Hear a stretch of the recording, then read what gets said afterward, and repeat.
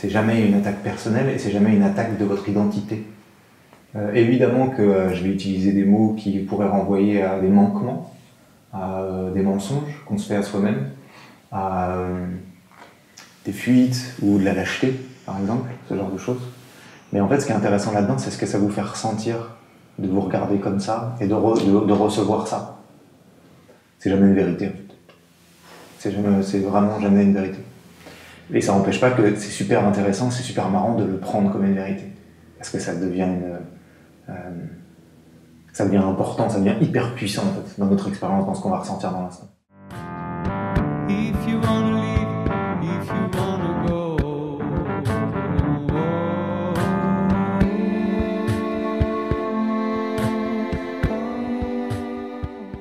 On continue le rendez-vous des sorcières. Hein. Ça veut dire quoi ça? Qu'est-ce que tu ressens quand je dis ça? Alors j'en sens pas, c'est plutôt intellectuel en fait. J'essaie de me demander quelle image ça pourrait être. Ouais. Et c'est vrai que je me pose pas la question à moi, je te la renvoie. Je te la délègue. C'est ça. Et si tu te la poses, ça fait quoi? Faut que je fasse l'effort. Excellent. Non mais c'est vraiment cet endroit. Très bien. D'un côté mystique, religieux, un peu noir. Enfin. Ouais. Ouais, c'est ça. Mais bon, c'est mon besoin d'être précis sur certaines choses qui transparaissent. Mais t'as raison. Il y a la flemme aussi.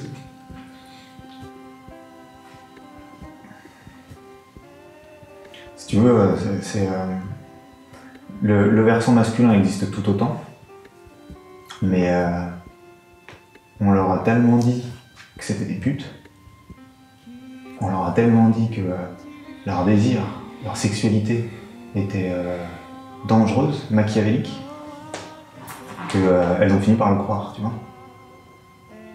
Et du coup, tu respires, hein, tu laisses traverser, c'est ok. T'es au bon endroit. Et du coup, ce qui se passe, c'est qu'elles ont cherché à se planquer dans les endroits, dans les rôles dignes. Tu vois? Attends, comme tu veux tendre? Ouais, tends les jambes. Ouais. Elles ont cherché à se planquer dans les rôles dignes. Les rôles dignes, c'est maman. Ça, c'est digne. Tu vois? C'est-à-dire, quand je me vends à la société en tant que maman, je suis digne. Sauf que je suis pas qu'une maman. Je suis une petite fille qui rêve. Je suis une adolescente qui est capricieuse, qui est insolente. Tu vois? Je suis une jeune femme qui a faim. Tu vois? Je suis une femme puissante qui désire. Tu vois? Et je suis aussi une maman. Et je suis aussi une sage qui est capable d'embrasser, de caresser, de donner la vie en fait. Tu vois? Je suis tout ça quoi. Mais comme il y a un certain nombre de rôles qui n'ont pas été autorisés, et bah, du coup elles le vivent mais de manière inconsciente et elles le vivent en souffrance, en victime. Tu vois? Ça va être toute la différence entre le viol et la relation sadomaso. Ce que je veux dire par là, c'est que bah, si tu veux, quand un couple accepte de reconnaître les désirs qui sont les leurs, aussi soi-disant malsains, aussi pervers, soi-disant, devant la morale collective, mais aussi, voilà, aussi pervers puissent-ils être, ben, ils peuvent jouer ensemble, et ils peuvent y jouer. Et on peut jouer ensemble à reconnaître que c'est délicieux d'être dominé. C'est délicieux de se faire dévorer. Comme c'est délicieux de dévorer, de dominer. Et qu'en fait, c'est une danse. C'est une danse. Pourquoi je dis qu'on est tous logés à la même enseigne? Parce que elles en ont marre de n'avoir à jouer que le rôle de la proie. Et nous en avons aussi complètement plein le cul de n'avoir à jouer que le rôle du prédateur, quoi. Tu vois? Peut-être une envie de tuer. Il y a quelque chose de l'ordre de l'injustice. Et à la fois, il y a la petite fille triste et derrière, il y a le truc de la colère enfermée. Qu'il faut pas dire. La violence par rapport à quelque chose de pas respecté. Au niveau du corps. Donc quelque chose qui a été pas arraché mais Respire. qui a été pris. Et ce qui me revient c'est pas juste. T'as le temps. C'est pas pensé. T'as tout ton temps.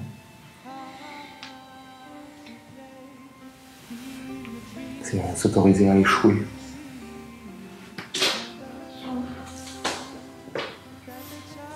Accepter de mourir en fait.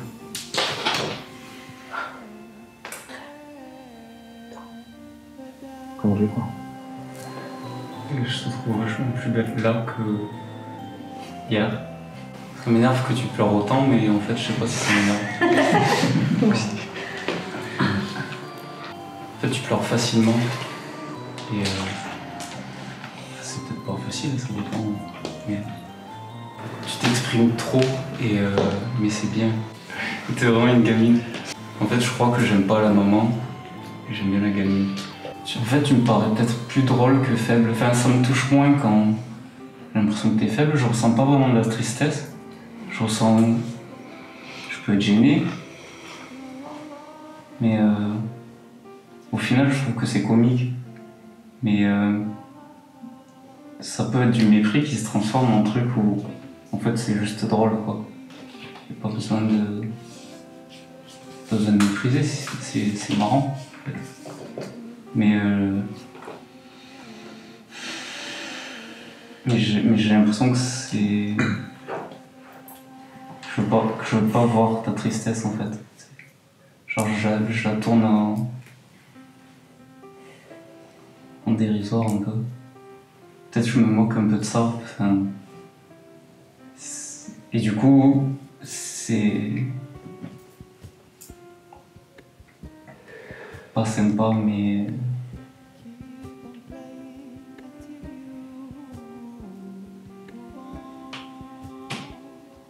Mais en fait,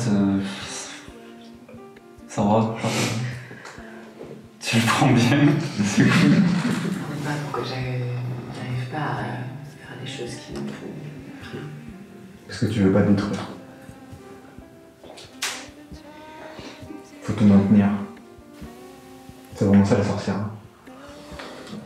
C'est celle qui détruit pour le plaisir de détruire. Comme tu sais, quand on avait 5 ans et que on pouvait jouir d'éclater un château de sable. C'est comme ça qu'on fait du vide. C'est comme ça qu'on laisse un espace de vide et que quelque chose de nouveau peut remplir ce vide. Mais c'est même pas notre job de déterminer, calculer, essayer de définir une stratégie pour qu'est-ce qui va remplir ce vide. Notre job à nous, c'est juste de faire le vide quand ça nous plaît, quand on le sent. Quand je t'ai vu, quand j'ai vu la femme que tu étais, le désir que je peux avoir pour toi, parce que je te trouve vraiment magnifique. Et quelque part, la gêne que tu as pu recevoir, ce que je comprends, justement, j'ai déjà ressenti hier, c'est que je comprends que ce désir-là, il est approprié, inapproprié, j'en sais rien, quoi. Et ce que je veux dire, c'est qu'il est là. Et quand je vois la gêne, parce que je l'ai ressenti, donc je me dis, bon, laisse tomber. Mais il y a une force plus forte que moi qui me ramène. Parce que j'ai envie que tu valides ce désir et que tu dises c'est ok. Donc toi, t'es pas prête à ça. Et ça fait quoi de vivre cette frustration? De ne pas se sentir reçu? Ah bah, je me dis super mal. Ça anime un rejet vachement plus profond que de super mal. Et après, il y a le fait qu'en plus, je crée une gêne, donc ça me culpabilise en plus. C'est ça qu'on voit sur mon désir est sale. Parce que lorsqu'il est exprimé, on me montre que je suis juste pervers et que mon désir est inapproprié.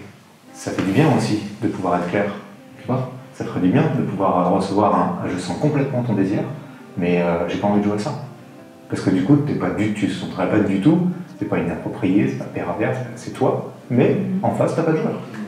Comme Florent aussi, j'arrive pas à être touché par ton histoire intime qui te fait pleurer. Moi, pour les deux, là, pour vous deux, j'ai le truc de... vous avez pas envie de lui dire qu'à vos yeux, elle en fait des caisses, que c'est caricatural, que c'est abusé et que c'est ridicule. Ce qui, de votre point de vue, est de la caricature et de l'abus, est vécu comme une putain de réalité pour la personne qui vit le truc.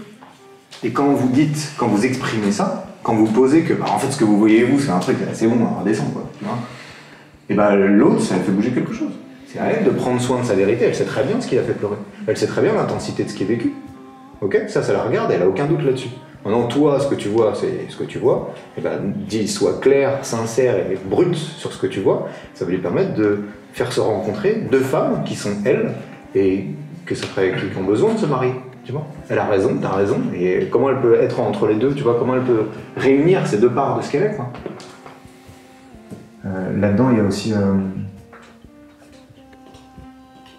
le truc de poser les limites, mais c'est d'accepter que tu es une mauvaise maman.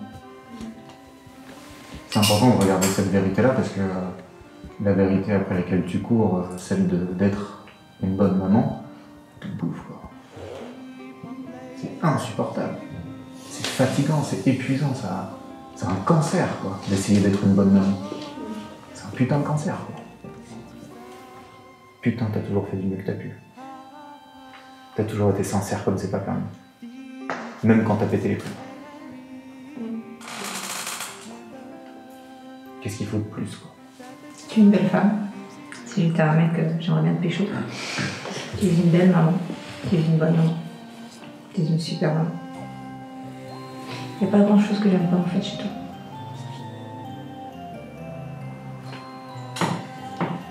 C'est peut-être un côté tu pourrais être encore plus belle et plus puissante. Tu sais pas que tu sais.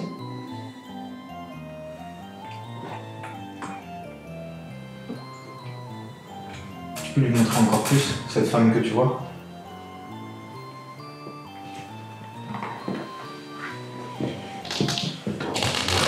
Je te vois immense, je te vois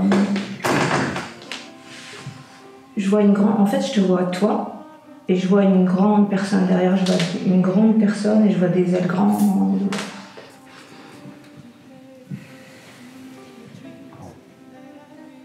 Et je vais pas dire que je te vois sauveuse, parce que tu vas sauver personne. Mais je te vois offrir, je te vois t'offrir. Offrir ce qu'il y a de plus beau, ce qu'il y a de plus sincère au fond de toi. Et offrir cette vulnérabilité que tu arrives à switcher en force, en puissance. Mais tu sais pas que tu sais le faire, en fait. Du coup, il y a cette femme super puissante qui est là, et il y a comme un peu une... Je sais. Il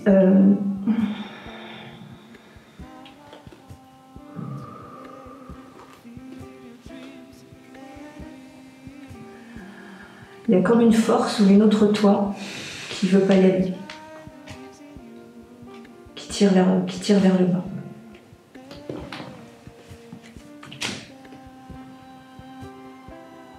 Mais tes ailes, elles sont immenses. Il est pas beau ce garçon aujourd'hui? Si, carrément. Mais c'est pas grâce à toi. Non. Non. J'ai le droit à la merde, mais l'or, c'est pas pour moi, quoi. On est de ces esclaves, quoi, tu vois. C'est vraiment ce conditionnement, cette espèce de lavage de cerveau dans lequel on est persuadé que ouais, le martyr, la difficulté, la douleur, c'est digne. Tu vois. Il y a quelque chose de vraiment moi. Le plaisir, la jouissance, la reconnaissance de notre puissance, c'est arrogant, prétentieux, condescendant, quoi, tu vois. Et d'où l'importance, l'intérêt en tout cas, de s'autoriser à rebrancher notre prétention, notre arrogance, vraiment. Je trouve que tu rayonnes, que t'es plein de vie, quoi, et que c'est, pour moi, presque une menace, quoi, tu vois, parce que ça éclaire plein de zones d'ombre, que quand tu nous regardes, tu souris, et que des fois, on n'a pas l'envie ou la force de répondre avec un sourire, donc on a peur de casser le truc.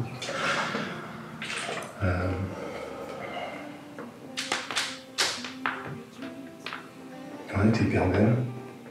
Je trouve que t'as chanté trop fort. T'as crié trop fort aussi.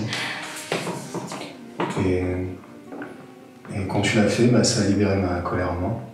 Donc merci. Mais ouais, je trouve que t'es vachement expansive et Moi, ça me rend pudique. Je trouve que... Tu vois, quand tu cries, je pense aux voisins, les personnes qui sont à côté.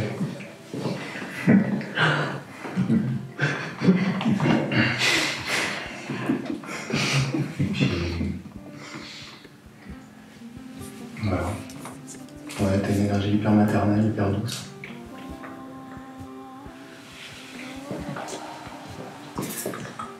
Je sais pas si j'ai tout dit. Ouais, je sais pas. T'as encore envie de dire des choses? Ça te fait plaisir? Bon, pour toi, il y a de la rage, mais c'est toujours contre moi. Quoi. Parce que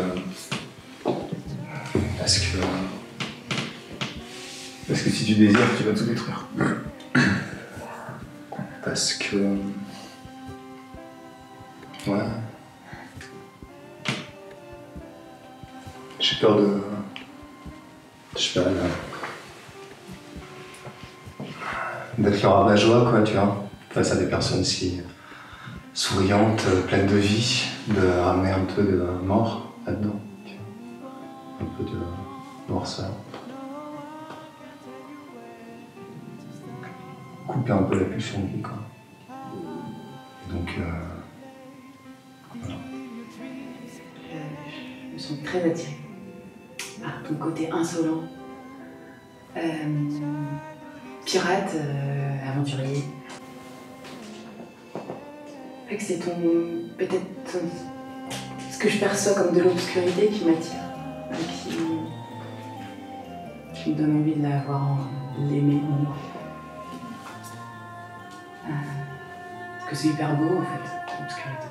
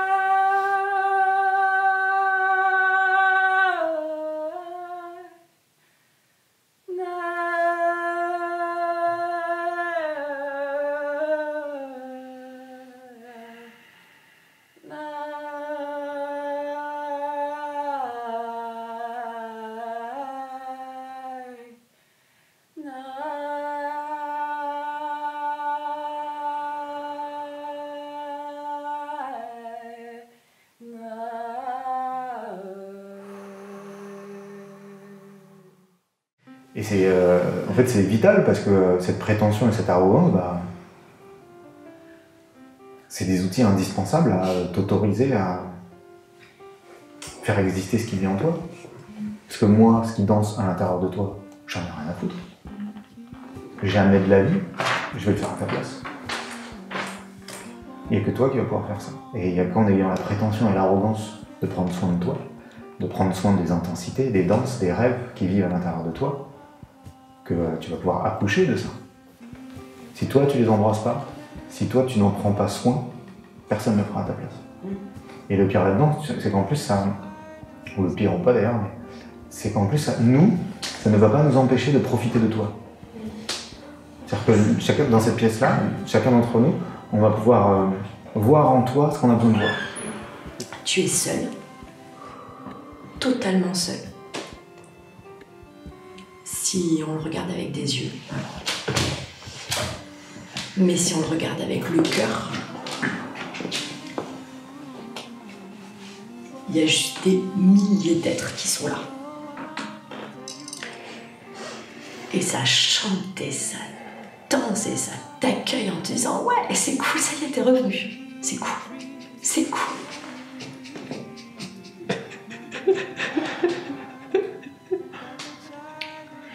Et donc, tu marques un temps d'arrêt, tu observes ça et tu le sais et tu le sens. Et tu te demandes si tu fais marche arrière, mais non, c'est plus le moment de faire marche arrière. Vas-y, quoi. Donc tu avances. Tu es vêtu de grands linges blancs. T'es extrêmement blanche, extrêmement flottante. Et il y a plein de couleurs sur toi, mais la couleur, elle n'est pas ni dans les habits, ni dans les bijoux, ni... En fait, c'est comme si tu avais plein de petits papillons et de décorations colorées autour de toi, invisibles. Et t'avances en faisant des espèces de pas chasser vers l'avant, en fait. Je sais pas comment te dire. On croyait que la clairière, elle était vide, mais en fait, elle n'est pas vide du tout. Il y a un bûcher au milieu. Et tu voulais pas le voir, ce bûcher. Et c'est toi qui l'as fabriqué, ce bûcher. Je te jure, c'est toi qui l'as fabriqué. Il est énorme. Et il y a des braises qui fument. Et t'as fait brûler une femme. C'est les braises du corps d'une femme. Et tu le dis à personne, mais tu nous invites à venir dans cette clairière et à danser autour de ce feu de joie qui est la mort d'une femme. Le feu, c'est ton élément. Le feu, c'est ton élément. Et à mesure que tu t'approches de ce bûcher auquel finalement tu nous demandes tous de venir, comme pour te dire que tu as eu raison de le faire, comme pour nous faire partager le bonheur que c'est d'avoir fait brûler cette femme, au moment où tu t'approches du feu, tu te désagrèges totalement, tu deviens fumée, tu pénètres à l'intérieur du brasier, tu remontes le long de la colonne de ce feu et tu t'envoles et tu es un corbeau. Je te vois comme un corbeau. Un espèce de grand corbeau, un espèce de corbeau mystique. Pas un vulgaire corbeau, non, un corbeau extraordinaire. T'es ce grand oiseau noir. Et tu pars, et tu voles par-dessus la forêt. Tu voles, tu observes, tu kiffes, tu pleures, tu vis des milliards de trucs. Et tu reviens au milieu de la clairière te poser et te réintégrer et redevenir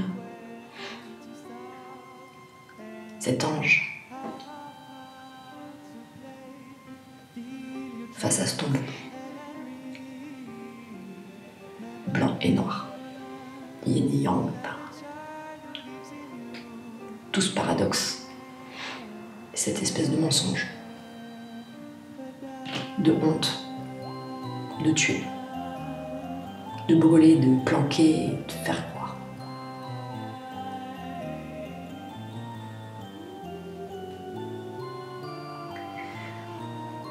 Et moi j'ai envie de te demander de souffler sur les braises pour qu'elles s'envolent et pour qu'elles arrêtent de rester là devant toi.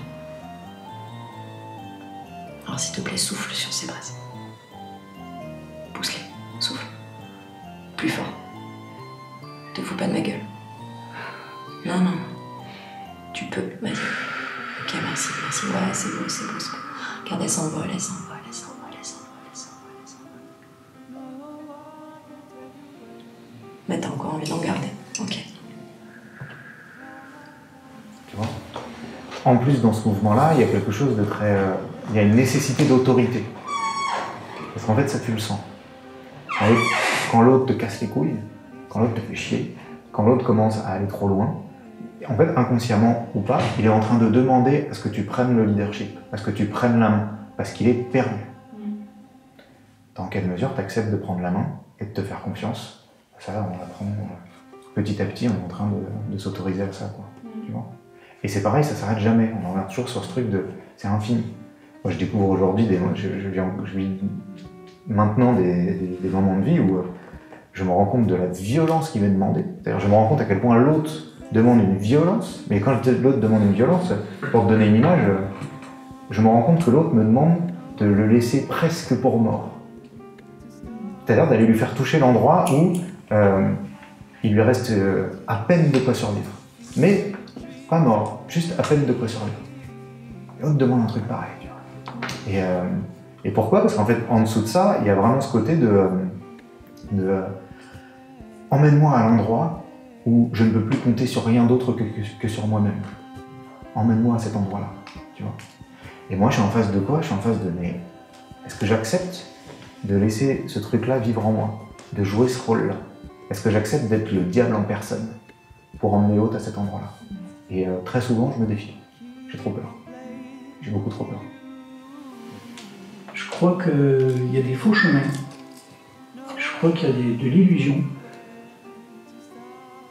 L'illusion de cette lumière, effectivement, que tu veux amener aux yeux des gens, le paraître, que tu es belle, que tu es très lumineuse et tout ça. Et au final, tu l'es, mais tu n'étais pas sous cette forme-là. Et je crois qu'il faut aller chercher plus profond, parce que là, c'est du flanc. Mais ça s'arrête jamais, tu vois. C'est-à-dire qu'il y a un côté où, il y a dans une certaine mesure, j'arrive maintenant à jouer de ma dimension diabolique, qui est d'ailleurs, dans la même mesure, j'arrive à jouir de ma dimension angélique, tu vois. Mais il y a toujours d'autres niveaux et ça s'arrête jamais, quoi. Donc, on fait avec maintenant, quoi. On fait vraiment avec maintenant. Et en plus, on a le droit d'être lâche. On a le droit de reculer. On n'est pas pressé. Tu ne vis pas du tout parce que tu as choisi la sécurité. Tu ne meurs pas parce que tu prends des risques. Tu ne jouis pas parce que tu es plus capable. Et tu ne souffres pas parce que tu es inférieur. Il n'y a pas de lien de cause à effet entre ces trucs-là. Je ressens toute ta fragilité, en même temps toute ta force, toute ta tristesse, en même temps toute ta joie.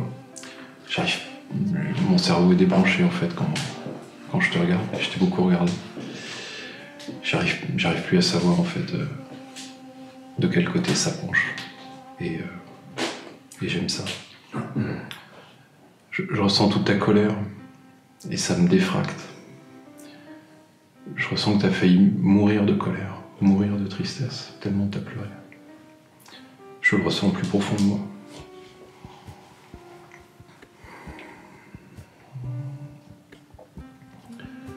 Je sens que tu navigues au-dessus de ça aujourd'hui. Tu arrives à voyager à nouveau.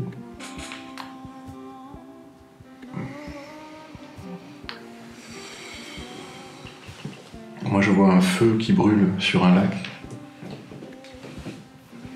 qui s'éteint pas. Quand je t'ai observé, j'ai vu une indienne,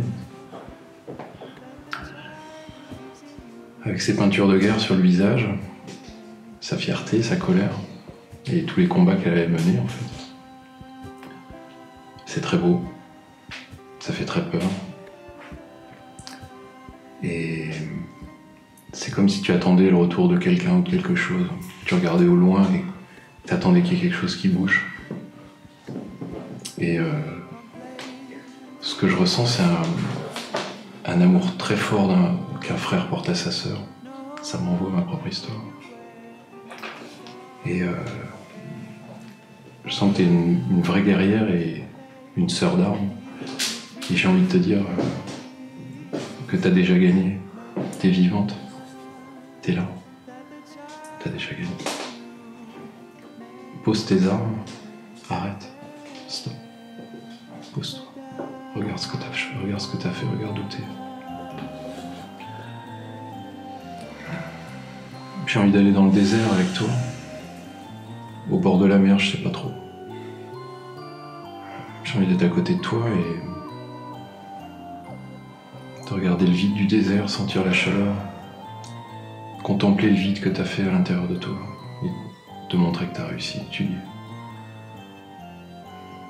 Et j'ai envie de t'emmener au bord de la mer pour que tu vois que ta tête elle est hors de l'eau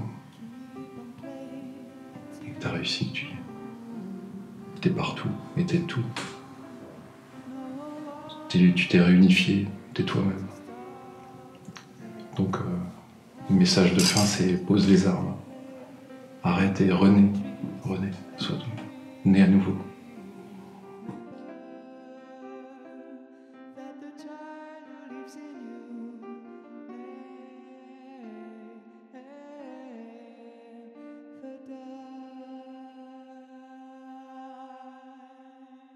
Comment je fais pour